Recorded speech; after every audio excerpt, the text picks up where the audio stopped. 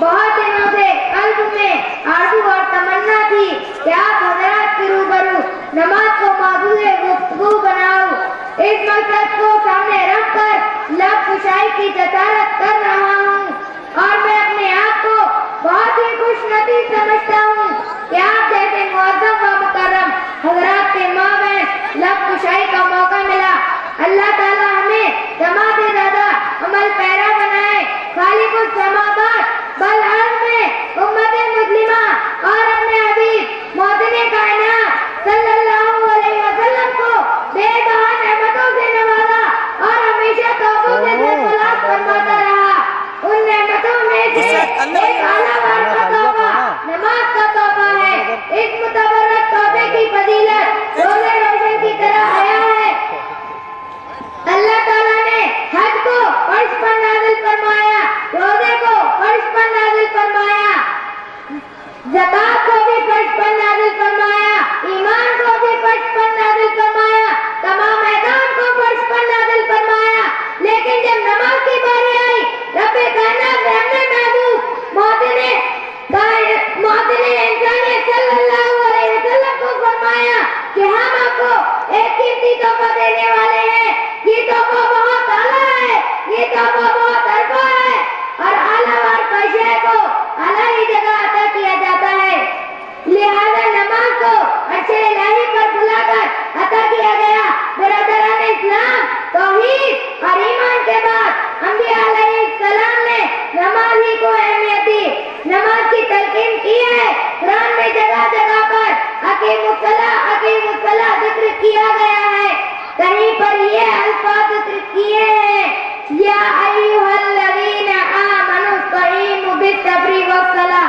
तर्जमा, ऐ मुमिनो सब्र और नमाज के जरिए से मदद तलब करो। अज़ीज़ाने गिरामी, कोई मुत्तकी नमाज के बगैर मुत्तकी नहीं हो सकता, कोई वली नमाज के बगैर वली नहीं हो सकता। हुजूर ने भी नमाज अदा की, सहाबा किराम ने भी नमाज पर दवामत की, तबे ताबीन ने भी करके नमाज नहीं की।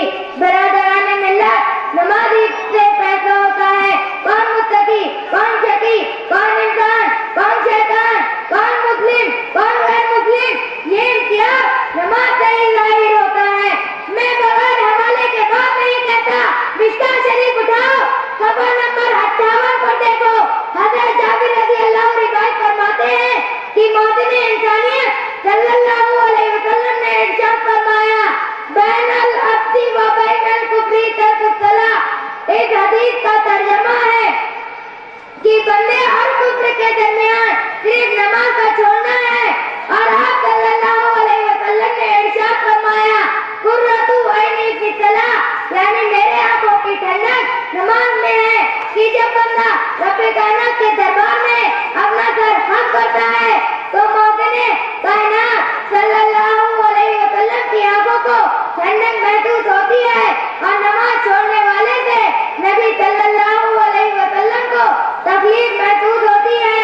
जिसने भी मोहसिने इंसानियत सल्लल्लाहु अलैहि वसल्लम को तकलीफ पहुंचाई, गोया उसकी दुनिया व आखिरत बर्बाद हो गई।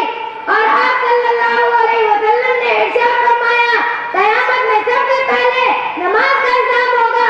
अगर नमाज दुरुस्त निकली तो तमाम अमाल दुरुस्त, और अगर नमाज खराब निकली तो सारे अमाल बेकार हैं।